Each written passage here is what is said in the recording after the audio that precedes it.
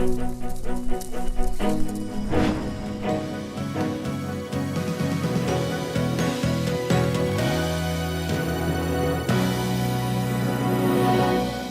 morning. Thanks for coming to the second Data Security 2.0 breakfast. I'm Rob Munnelly from Davis Mom, and I think we have a good program for you today. I'm going to start off with the focus of today is on breach issues. Just as an overall kickoff, data security is obviously a big issue these days. It's a top-line, C-level issue for many, many businesses and agencies as well. We've had thefts and breaches are happening are being reported on a daily basis. Just noting today, we had both the articles in the press about WikiLeaks saying that this is what the CIA's capabilities are to be able to hack iPhones and Androids and other types of programs. There's also a new hack, Verifone, who's a point-of-sale processor for gas stations and others, just announced that they had an infiltration from Russian hackers, and unfortunately the hackers have been in place since mid-2016. They're claiming it only affects a dozen or two gas stations, but it's they're a national processor. We'll have to see how that one plays out. The focus of the first session that we had a couple weeks ago was on WISPs and how to improve WISPs and also computer security issues in general. Today we're going to focus in on the breach issues. I'm going to focus only a bit on breaching per se. I will focus more on breach planning.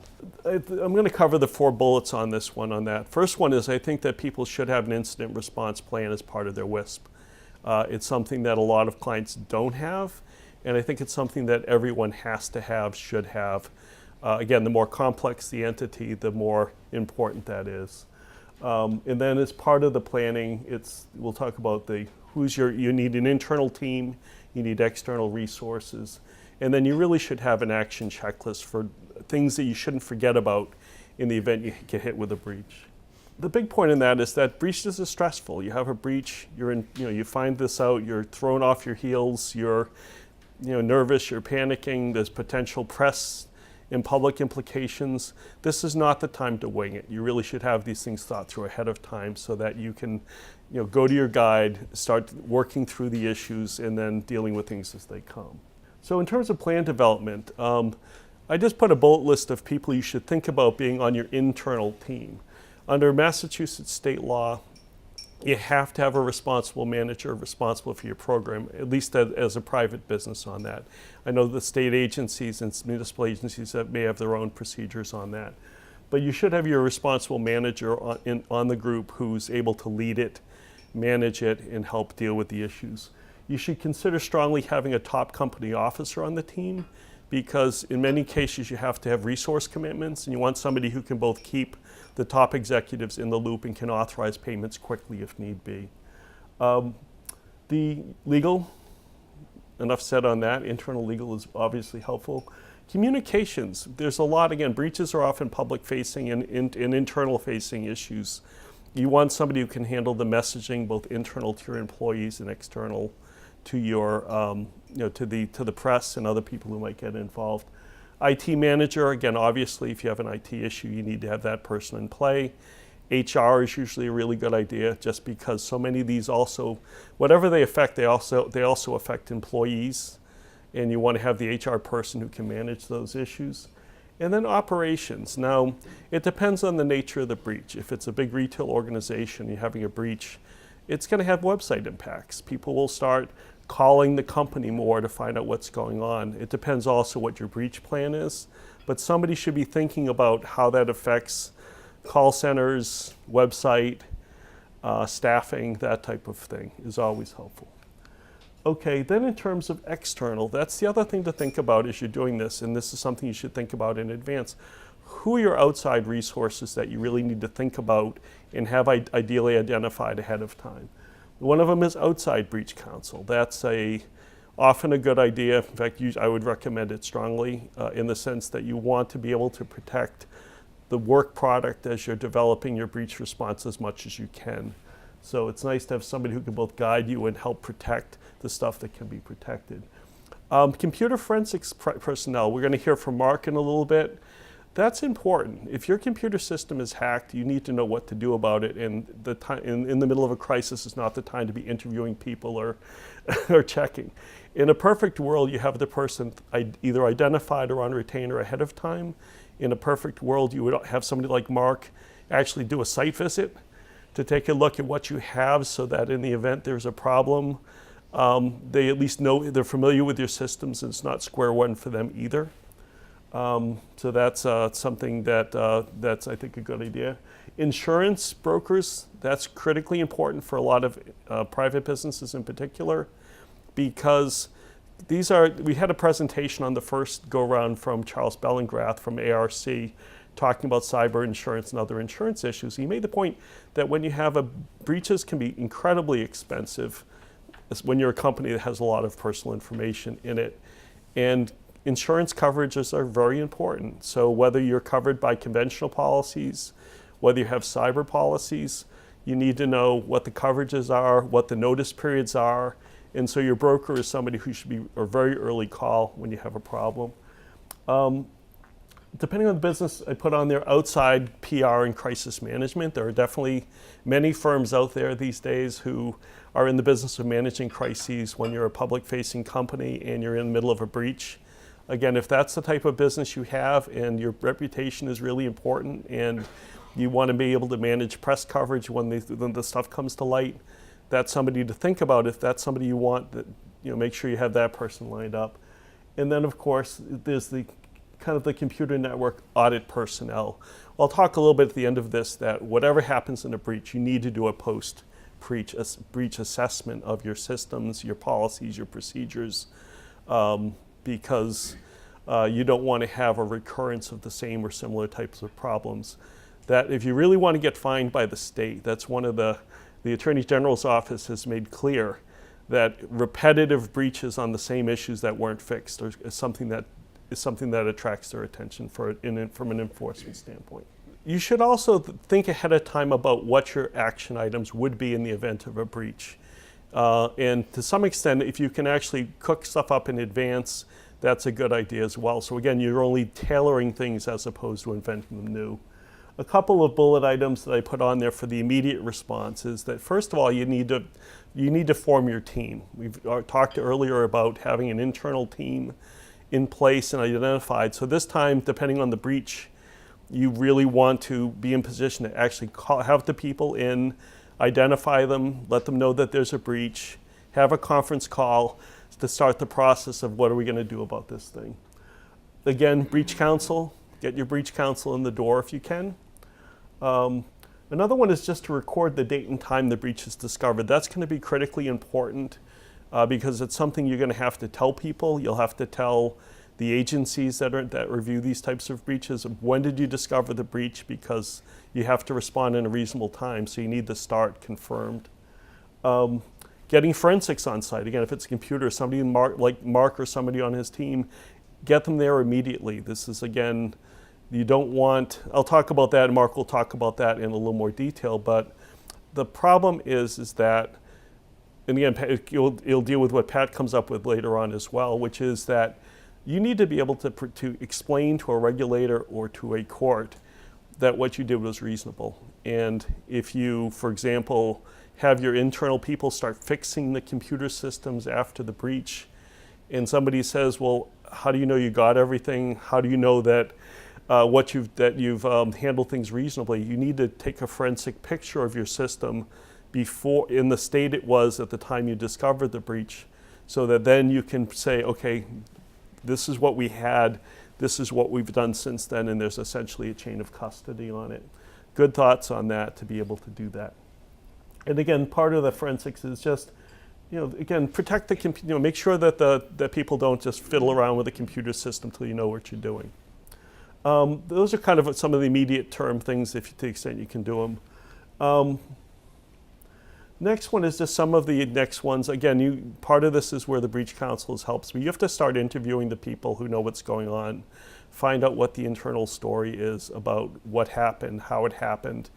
Your responsible manager can help coordinate those things, but yeah, you want your counsel involved so that it can be protected to the extent you can.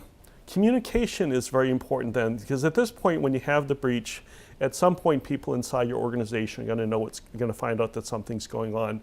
At some point you really need to tell the internal stakeholders, yes, we have a situation, it is a breach, and to emphasize the importance of not doing uninformed speculation in writing. Because again, leading to Pat's issues for litigation, you don't want to have a discovery response that turns up of, oh my God, we screwed up, or whatever it's going to be, or we should have caught this years ago, or whatever the types of bad emails. I'm sure we can imagine 1,000 bad emails that you don't want to have. You want to tell people, if they have questions, talk to the responsible manager, talk to their manager. Don't do uninformed speculation in writing, just because from discovery standpoint, it's a really bad thing.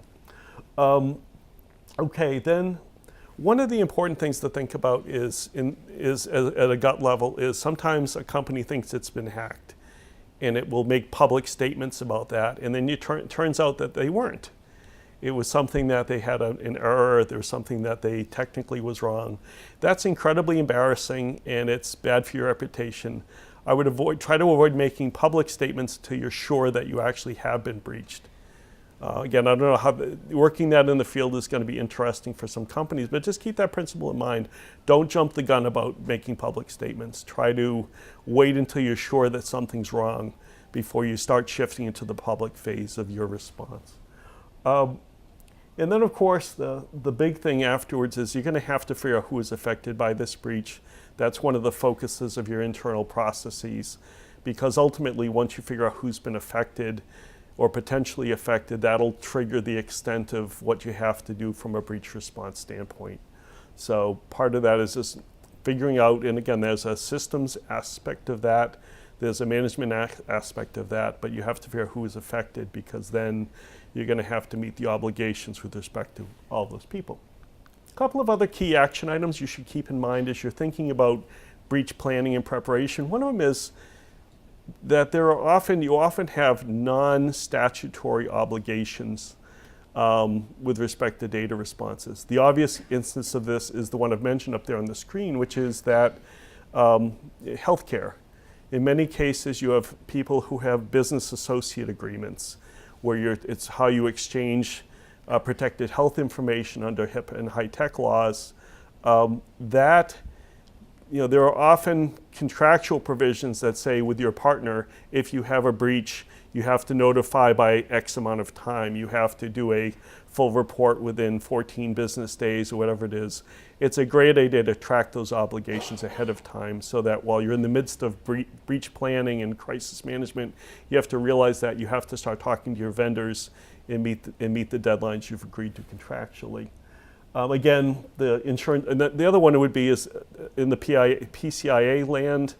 If you're a credit card processing group, whatever action items are under your PCI agreements, you need to make sure you meet those as well as your regulatory ones. Insurance brokers, again, this is your time to call your broker and figure out what your deadlines and notices are. Just make sure you've handled that. And then the other one is that if you're a company that's a big retail operation, have a lot of personal information in hand, wargaming is probably a good idea. You have not only having a plan, but trying to field test it. And again, there's all sorts of consultants out there who these days are, have a business of this, of being able to walk an organization through a plan and being able to,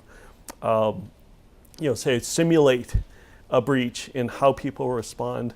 If the information you have is important enough and you have enough of it that it's worth the investment, that's a good thing to consider for your organization. Again, you don't want to be flat-footed if you actually have a major business-affecting breach. In terms of breach response itself, just even before I get to breach response itself, encryption is your friend. There are the definition of breach in most states is unauthorized access to protected personal information. But if it's encrypted, it's not a breach unless they also access the key to the data. So if you want to limit breaches, encryption is a really good thing. We talked a bit about this at the first session, that state law in Massachusetts anyway requires disk encryption for laptops to have personal information on them. It also requires encryption of emails that have personal information, especially with respect to the disk encryption. That's a great thing to have. The encryption programs are cost effective these days. You really have to have them. There's no excuse at this point on that. So again, encryption's good for limiting breaches. Once you get the breach, then again, you have to then deal with what the breach obligations are. Just keep in mind that it's done by state. So you look at the residents of the state. So in Massachusetts, the obligations trigger to Massachusetts residents. If you have a business that crosses border into New Hampshire, Rhode Island, whatever, you have to segregate which individuals are those residents of those states and meet the state requirements for that. So as you get into the business, you can first become familiar with the Massachusetts breach notice, which is, there's a copy of that in the materials, but it requires you to notify certain state agencies. Massachusetts, it's the AG's office and the Office of Consumer and Business Regulation. You also have to notify affected individuals. Different states have, and there's certain things you can say and can't say in the breach notice. Again, that's covered by statutes or regulations in whatever the state is. You just have to deal with that strictly. So when you, especially if you're a retailing business or one with lots of data with people around the country, it turns into a big deal. You may have to do a 50-state survey, and you end up finding that there are certain flavors of response obligations depending on the state, but you have to deal with that and strictly comply. But just keep in mind, you have to do the agency notices, and in most states, individual notices as well. It's a huge hassle. That's kind of where the insurance pieces get very important, and the breach counsel gets very important on that. Okay, one other thing on top, once you get through the issue of breach notices and what to do with that, you also have to think of what you're going to include in your package. There are some, you should think a little bit about, is it worth it? Do you want to have credit monitoring, offer those types of services to the affected people? Again, there's a cost associated with that you'd have to think about, but one thing to keep note is that Connecticut recently changed its laws to require credit monitoring services at a certain length. So if you have a Connecticut resident affected by your breach, then that's one of the obligations you're going to have to meet, and we'll have to see if that ends up becoming a bigger deal in being more states as it goes forward. Reporting to police, it seems commonsensical, but that's a really good thing to do, partly so they can track things, partly because it may tie into other criminal investigations, partly because as part of the Massachusetts statute there's reporting obligations, but the police or law enforcement can tell you not to report things. That's something that they can do sometimes if it's going to interfere with an investigation. So one way you talk to the local police, they may suggest that you talk to various other state or federal agencies that touch on this, depending on the size and importance of the issue. But whatever it is, talking to them is a really good thing. And then the other one is just thinking about the timing. This is one of these areas there's some case law on it, but there's a lot of common sense involved, which is when do you go public and start meeting your disclosure obligations? They want to make sure that you have done a good job at evaluating what you're doing, and you have a plan, and then you start disclosure. But at a certain point, you have to tell people. The statutory standard in Massachusetts is that you have to do the response as soon as possible, as soon as practicable, and without unreasonable delay, which in practice typically means a month, 5 weeks, 6 weeks, but really not more than that. You really need to keep it down to that 30, 40-day thing. Again, you can go beyond that, but then you start having risk of regulators being unhappy with you. You run the risk of having litigation issues down the line where they said that you have these customers whose data is exposed and you're not telling them this. I mean, that's been a major issue in some of the lawsuits that have been seen, where they've had certain people who've waited 6 months. They've been working on internal things, but they didn't tell anybody about this, and that becomes a litigation risk for people. So keep in mind, what the clock starts once you discover the breach, and you should act promptly so that you can meet the time deadlines for that. The final thing I want to talk about is just when the dust settles and the breach is done, you really need to look at what happened and look at what your procedures were and whether you need to change anything. It is again, the Attorney General's office has been clear in statements, public statements, that they're willing to forgive a breach in many cases. It's something that somebody was able to access software, hack the system, fine. But if there's like a known vulnerability, like the Adobe, Acrobat, and Java problems that they've had, and the problems recur, you keep getting hacked without fixing the vulnerability, they're very unhappy about that. And it's something that everybody should think about. If you've been hacked, make sure the problems are fixed. Maybe take a look at your the rest of your software and make sure that that's fine, your protections on that. Think about whether you need policy changes. If somebody ended up using an infected thumb drive and that caused a hack of your systems, then maybe you need to reevaluate your USB policies, perhaps, to make sure that they're encrypted, or make sure that you only use company authorized drives. There's a whole range of things you can do, but think about what you can do to up your game and avoid problems down the line. You also, in many cases, can use a post-breach security audit. We had Nick Delana on the first panel last week, who's an auditor, who went through a bit about what he goes through in looking for possible hacking opportunities.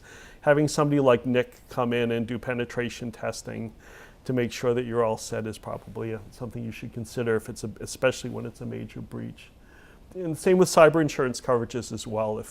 If you get burned, then it may be time for you to take another look at whether you need cyber insurance with respect to your business.